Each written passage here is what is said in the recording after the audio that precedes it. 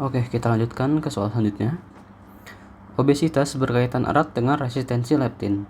Resistensi leptin yang berkaitan dengan obesitas dapat disebabkan oleh konsumsi berlebih makanan tinggi kalori atau faktor genetik. Nah, jadi apa yang informasi yang bisa kita dapatkan ya? Jadi soal ini membahas tentang ini ya, obesitas yang terkait dengan resistensi leptin gitu ya.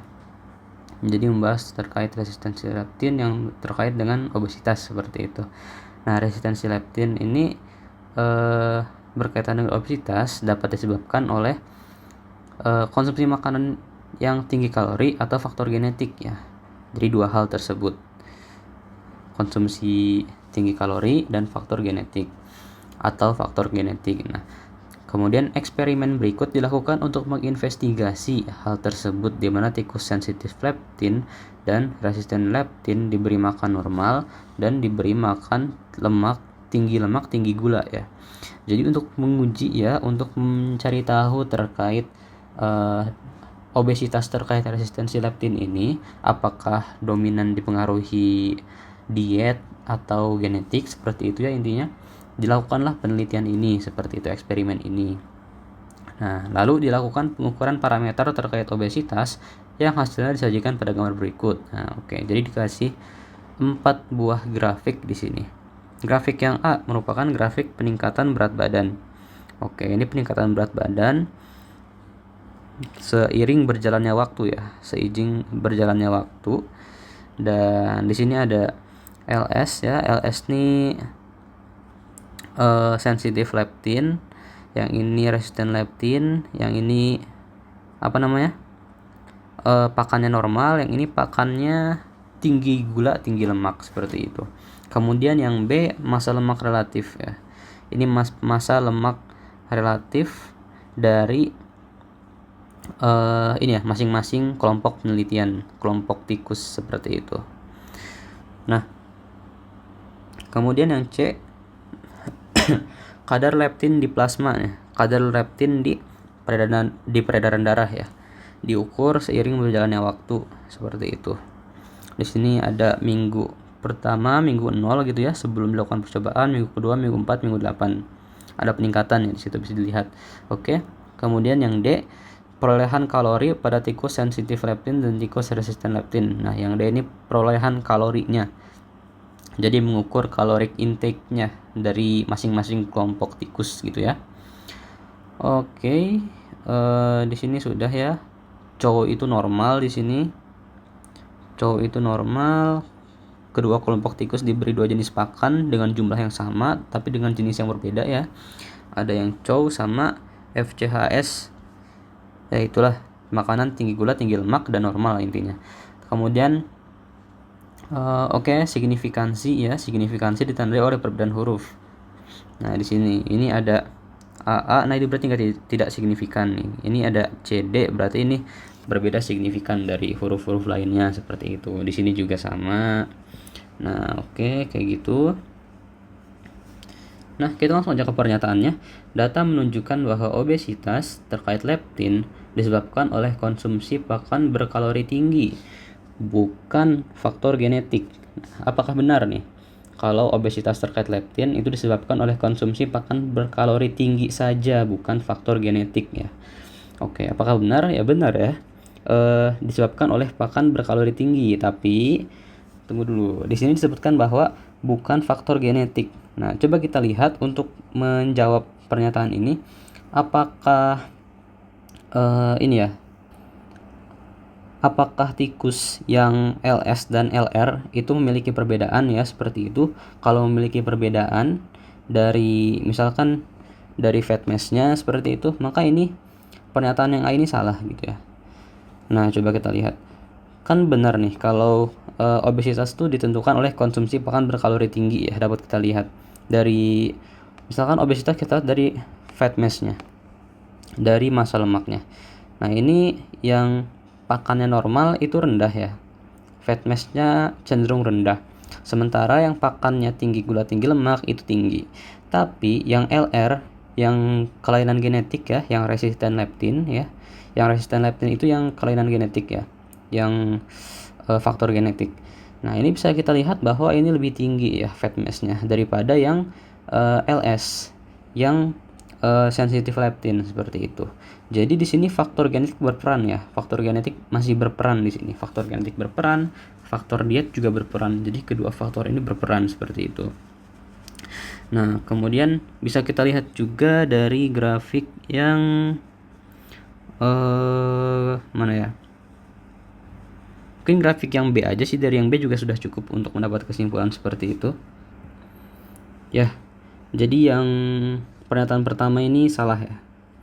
Pernyataan pertama salah karena faktor genetik juga berperan nih. Harusnya sini bukan faktor genetiknya dihilangkan gitu ya, baru bisa jadi benar. Atau mungkin pakan berkalori tinggi dan faktor genetik seperti itu, baru bisa jadi benar pernyataannya.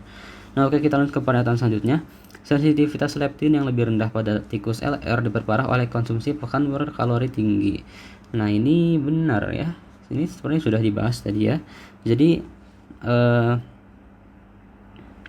tikus LR ini kan kelainan genetik yang mana dia resisten terhadap leptin atau sensitivitas terhadap leptinnya itu rendah ya. Seperti itu. Jadi leptin ini hormon yang berfungsi untuk mengontrol nafsu makan ya. Mengontrol nafsu makan ya, seperti itu. Jadi sensitivitas leptinnya rendah, berarti dia tidak kontrol nafsu makannya tidak terkendali seperti itu. Kemudian diperparah lagi oleh konsumsi pakan yang kalorinya tinggi ya. Jadi dia paling tinggi nih kalau lihat dari semua grafik ya. Body weight-nya dia paling tinggi, yang LR ini paling tinggi gitu ya leptin levelnya. Kemudian ya seperti itu. Oke. Nah, kalau kita lihat LR yang pakanan normal nih ya, dia sama-sama aja kan ya, dia tidak ada obesitas di situ. Karena memang leptin ini merupakan hormon yang mengontrol nafsu makan ya. Jadi sesuai sama pernyataannya, tikus LR gitu ya, itu diperparah gitu ya oleh konsumsi pakan yang berkalori tinggi gitu. Kalau yang kalorinya rendah ya normal-normal aja kayak gitu. Nah, oke. Jadi benar yang pernyataan kedua. Pernyataan ketiga, di lingkungan yang dingin, tikus yang diberi pakan berkalori tinggi akan lebih adaptif dibandingkan dengan mencit yang diberi pakan normal. Oke. Jadi apakah ini benar ya? Jadi ketika dalam lingkungan yang dingin ya, hewan gitu ya yang menerima asupan kalori lebih tinggi itu akan lebih diuntungkan seperti itu. Karena dengan asupan kalori yang lebih tinggi, hewan akan bisa membuat cadangan makanan gitu ya, berupa lemak dalam tubuhnya. Yang mana lemak ini berfungsi gitu untuk insulasi ya, insulasi suhu, menahan suhu, dan juga bisa berfungsi untuk yang namanya termogenesis. Jadi jaringan lemak, jaringan adiposa gitu ya, itu memiliki fungsi untuk menghasilkan panas ya, seperti itu salah satu fungsinya.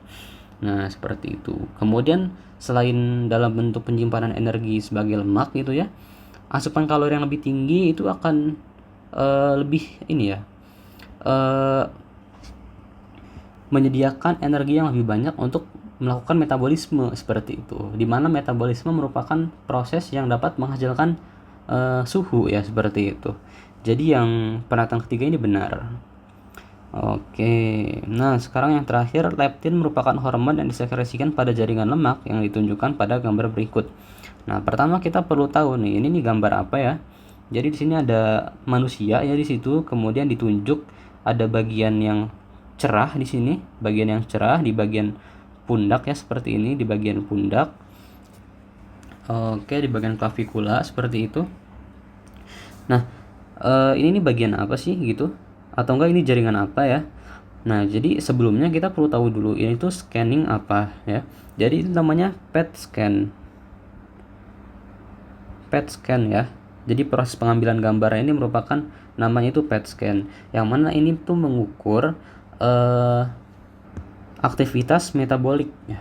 Mengukur aktivitas metabolik dalam tubuh seperti itu.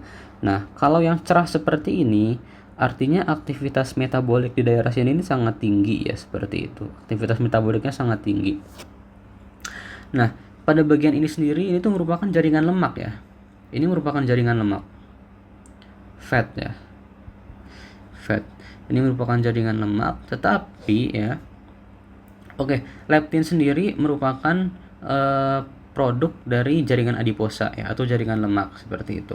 Nah, tetapi ada dua jenis jaringan lemak ya. Ada yang lemak coklat dan lemak putih.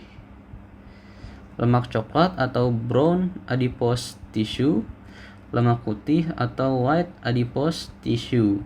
Nah, ini bisa coba kalian bisa kalian lihat gitu gambarnya. Jadi yang brown adipose tissue itu kenapa coklat gitu ya? Karena memang warnanya lebih gelap. Di jaringan adiposa yang coklat ini dia punya lebih banyak mitokondria ya. Mitokondria untuk menghasilkan panas seperti itu. Jadi brown adipose tissue itu fungsi utamanya untuk menghasilkan panas ya, atau termogenesis. Nah, untuk white adipose tissue sendiri itu cenderung untuk menyimpan saja seperti itu. Jadi ini untuk termogenesis, ini untuk penyimpanan. Nah, leptin dihasilkan oleh yang mana? Leptin dihasilkan oleh white adipose tissue. Jadi leptin dihasilkan oleh white adipose tissue. Nah, ini kita lihat bahwa sangat bersinar cerah ya jaringan yang di sini. Nah, ini tuh berarti ini merupakan ini brown adipose tissue karena dia aktivitas metaboliknya sangat tinggi di situ ya, seperti itu. Jadi ini merupakan brown adipose tissue, bukan white adipose tissue, di mana leptin itu dihasilkan oleh white adipose tissue. Jadi yang pernyataan terakhir ini salah ya. Jadi salah, benar, benar, salah. Oke.